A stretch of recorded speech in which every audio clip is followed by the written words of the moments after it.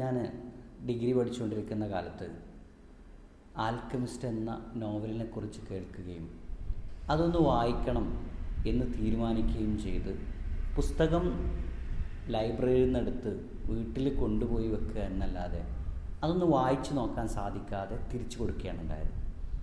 പിന്നീട് ഒരിക്കൽ എൻ്റെ ഒരു സുഹൃത്തിൻ്റെ വീട്ടിൽ ഈ പുസ്തകം കണ്ടപ്പോൾ അത് വല്ലാത്ത ആഗ്രഹത്തോടു കൂടി എടുത്ത് കൊണ്ടുവരികയും അതിൻ്റെ ഒരു മുഖവുര ഒന്ന് വായിച്ച് അതവിടെ വെക്കുകയും ചെയ്തു. വീട്ടിൽ പല ആളുകളും അത് വായിക്കുകയും പിന്നീട് അത് തിരിച്ചു കൊടുക്കുകയും ചെയ്തു. എന്നാൽ സൈക്കോളജിയുമായി ഉള്ള പഠനം ഈ പുസ്തകത്തെക്കുറിച്ച് വല്ലാതെ ചർച്ച ചെയ്യുന്നു എന്ന് കേട്ടപ്പോൾ ആ പുസ്തകം ഒന്നുകൂടെ വായിക്കണം എന്ന് കരുതി ഓൺലൈനിൽ നിന്ന് പുസ്തകം വിലക്ക് വാങ്ങിയിട്ട് ആണ് ഞാൻ ആദ്യമായിട്ട് ഈ പുസ്തകം വായിക്കുന്നത്. സാധാരണ ഒരു നോവൽ വായിക്കുന്ന പോലെ നമുക്കതിനെ അങ്ങനെ വായിച്ചു വിടാൻ പറ്റും. എന്നാൽ കുറച്ചും കൂടെ ആ പുസ്തകത്തിലെ ആശയത്തിലേക്ക് നമ്മളൊന്ന് ഇറങ്ങിച്ചില്ലുകയാണെങ്കിൽ, വായന അങ്ങനെയാണല്ലോ, വായന നമുക്ക് വരികൾക്കിടയിലൂടെ വായിക്കാം, ആശയങ്ങളിലൂടെ വായിക്കാം, ജസ്റ്റ് ഒന്നുമല്ലാതെ ഒരു വായന എന്ന നിലക്ക് അങ്ങനെയും വായിക്കാം. കുറച്ചും കൂടെ അതിൻ്റെ ആശയത്തിലേക്ക് ഇറങ്ങിച്ചെന്ന് വായിക്കുകയാണെങ്കിൽ അത് നമ്മുടെ ജീവിതത്തിൽ വല്ലാത്തൊരു മാറ്റം ആ പുസ്തകം ഉണ്ടാക്കും എന്നുള്ളതാണ്. നമ്മൾ ആ പുസ്തകത്തിൻ്റെ തുടക്കത്തിൽ ഇങ്ങനെ കാണാം, സാന്റിയാഗോ എന്ന ഒരു ആട്ടിടയൻ തൻ്റെ ആട്ടിൻപറ്റത്തെയും കൊണ്ട് ഒരു പള്ളിയിലേക്ക്, ഒരു വിജനമായ ഒരു മരുഭൂപ്രദേശത്തിലേക്ക് ഒഴിവാക്കിയിട്ട ഒരു പള്ളിയാണ്, കുറേ കാലങ്ങളായി ഉപയോഗിക്കാതെ ഒഴിവാക്കിയ പള്ളി. ആ പള്ളിയിലേക്ക് ഇങ്ങനെ പ്രവേശിക്കാം. അവിടെ പ്രവേശിക്കുമ്പോൾ അവൻ്റെ ആട്ടിൻപറ്റത്തെ അതിൻ്റെ അകത്തേക്ക് കയറ്റിയിട്ട് ഡോറൊന്നുമില്ലാത്ത സ്ഥലത്ത് ഒരു മരപ്പലക എടുത്തിട്ട് അതിങ്ങനെ അടച്ചു വെക്കുന്നുണ്ട്.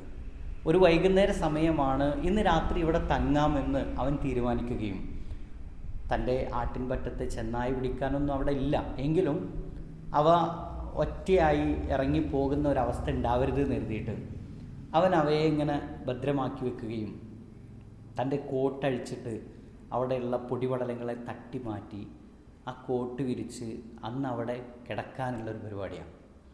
ആ സമയത്ത് അദ്ദേഹത്തിൻ്റെ ഒരു ബാഗിൽ നിന്ന് ഒരു പുസ്തകം എടുക്കുന്നുണ്ട്.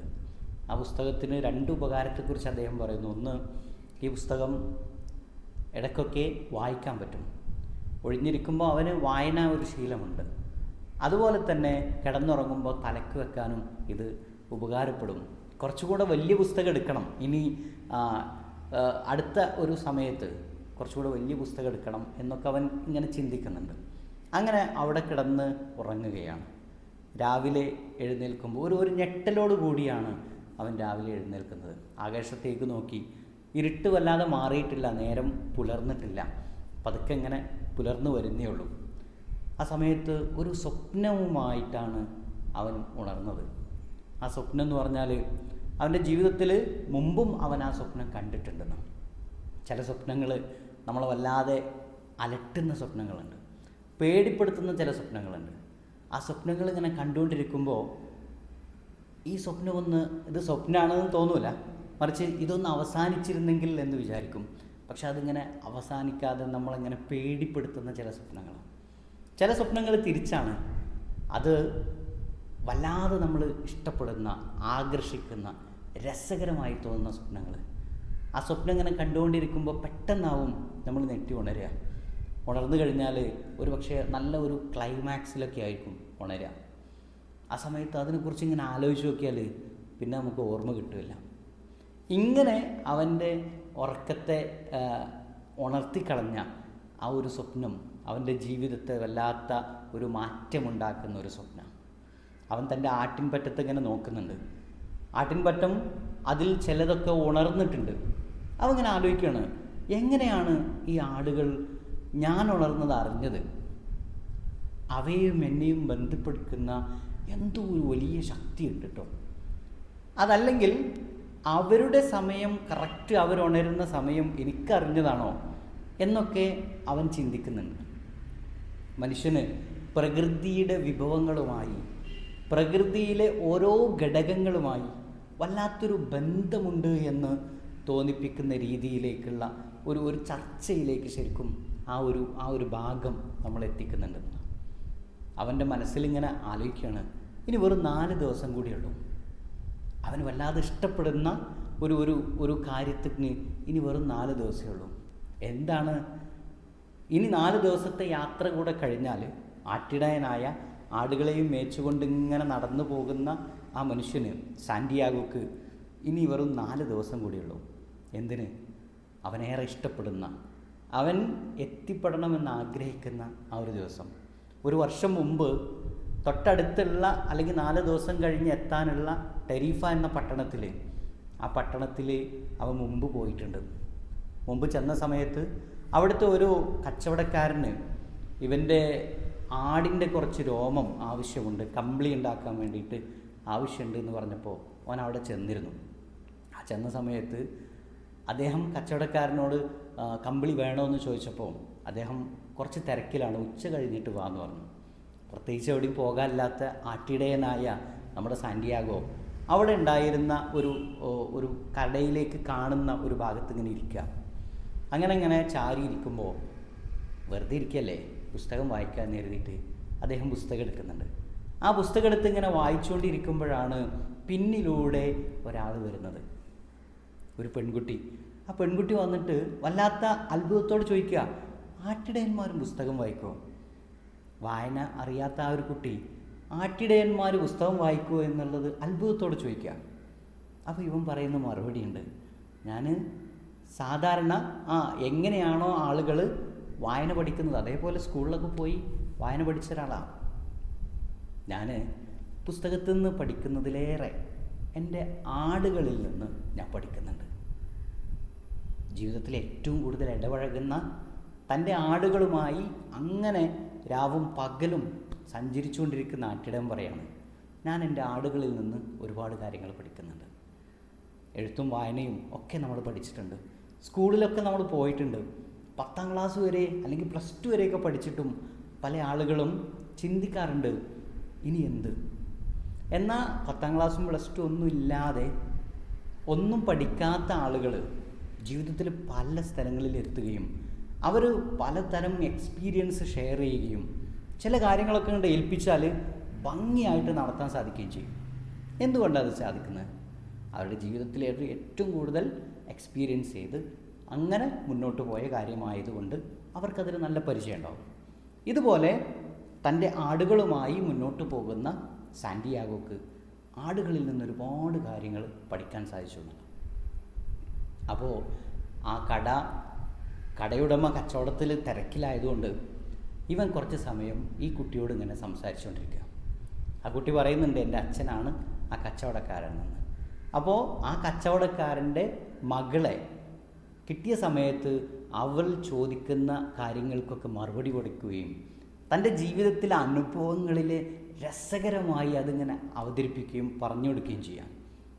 വളരെ ഇഷ്ടത്തോടെ താല്പര്യത്തോടെ ആ പെൺകുട്ടി കേട്ടിരിക്കുമ്പോൾ അവന് പറയാൻ വല്ലാത്ത സന്തോഷം ഉണ്ടായിരുന്നു. അവന് പെട്ടെന്ന് അവൻ്റെ ചിന്തയെ തിരിച്ചുകൊണ്ടിരുന്നുണ്ട്, ഇനി 4 ദിവസം കൂടിയുള്ളൂ ആ പെൺകുട്ടിയെ കാണാൻ. അവിടേക്ക് എത്താൻ വല്ലാത്തൊരു സന്തോഷം അവൻ അനുഭവിക്കുകയാണ്. ഒന്ന് വൃത്തിയാക്കണം, താടിയും മുടിയൊക്കെ വല്ലാതെ ആയിട്ടുണ്ട്, അതൊക്കെ ഒന്ന് വൃത്തിയാക്കി നല്ല ഒരു ആട്ടിടയനായിട്ട് അവിടെ എത്തണം. ഒരുപാട് കഥകൾ ഇനിയും ആ കുട്ടിക്ക് പറഞ്ഞു കൊടുക്കണം, ആ കുട്ടിയെ ഒന്നുകൂടെയൊക്കെ കാണണം എന്നൊക്കെ ആഗ്രഹിച്ചുകൊണ്ട് അവനിങ്ങനെ ഇരിക്കുക. അങ്ങനെ തൊട്ടടുത്തുള്ള ഒരു പട്ടണത്തിലേക്ക് അവൻ ചെല്ലുക. ആ പട്ടണത്തിൽ ചെന്നിട്ട് അവനിങ്ങനെ അവൻ്റെ മനസ്സിനെ വല്ലാതെ ആകുലതപ്പെടുത്തുന്ന ആ ഒരു സ്വപ്നത്തെക്കുറിച്ച് ഇങ്ങനെ ആലോചിക്കുക. ആ സ്വപ്നം എന്ന് പറഞ്ഞാൽ ഒരു നിധിയുമായി ബന്ധപ്പെട്ട സ്വപ്നം. ഈ സ്റ്റോറിയുടെ ഒരു അറ്റം വരെ പോകുമ്പോൾ നിധി തേടിയുള്ള ഒരു യാത്രയായിട്ട് തന്നെ നമുക്കതിനെ കാണാൻ കഴിയും.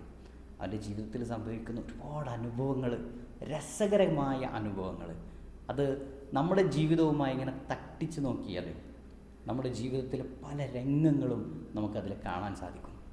ആ രംഗങ്ങളിൽ എങ്ങനെ വിജയമാക്കി തീർക്കാം എന്നുള്ളത് നമുക്കും കൂടുതൽ പാഠങ്ങൾ അതിൽ ഉൾക്കൊള്ളാൻ സാധിക്കും. അങ്ങനെ ഇവൻ തൻ്റെ സ്വപ്നത്തെക്കുറിച്ചിടയ്ക്ക് ഇങ്ങനെ ആലോചിക്കുന്നുണ്ട്. അവിടെ താടിയും മുടിയൊക്കെ നന്നാക്കാൻ വേണ്ടി പുസ്തകം ഒന്ന് മാറ്റിയിട്ട് നല്ല കുറച്ചും കൂടെ കനമുള്ളൊരു പുസ്തകം എടുക്കണം എന്ന ഉദ്ദേശത്തിലൂടെയൊക്കെയാണ് ആ പട്ടണത്തിലേക്ക് ചെല്ലുന്നത്.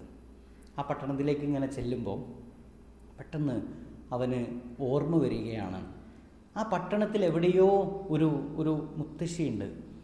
ആ ജിപ്സികളുണ്ട് എന്നാണ് അറിയുന്നുണ്ട്. ജിപ്സികൾ എന്ന് പറഞ്ഞാൽ ഇപ്പോൾ ചെറുപ്രായത്തിലൊക്കെ അവന് ഭക്ഷണം കൊടുത്ത സമയത്ത്, മാതാപിതാക്കൾ ഭക്ഷണം കൊടുക്കുന്ന സമയത്തൊക്കെ പേടിപ്പിക്കാൻ, ഭക്ഷണം കഴിക്കാതിരിക്കുമ്പോൾ പേടിപ്പിക്കാൻ വേണ്ടി പറയാറുണ്ട്, ജിപ്സി വരും, അങ്ങനെ വരും എന്നൊക്കെ പറഞ്ഞിട്ട്.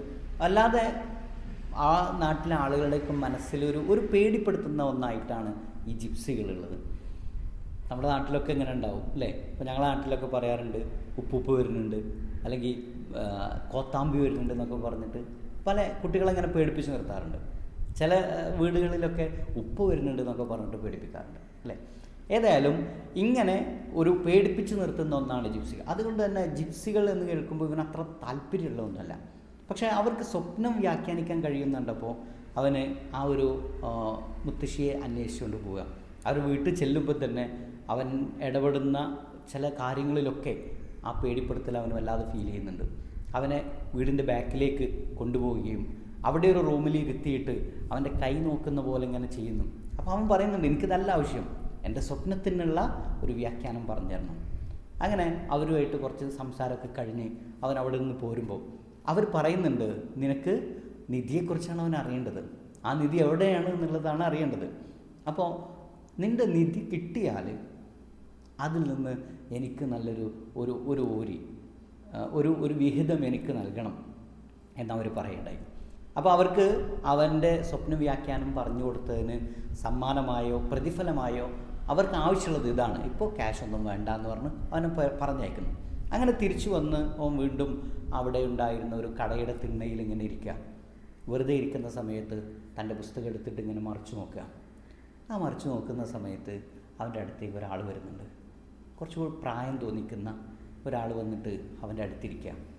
അവൻ്റെ അടുത്തിരുന്നിട്ട് അദ്ദേഹത്തെ മൈൻഡ് ചെയ്യാത്ത രൂപത്തിൽ അവനിങ്ങനെ പുസ്തക വായനയിൽ ഇങ്ങനെ മുഴുകിയിരിക്കുക.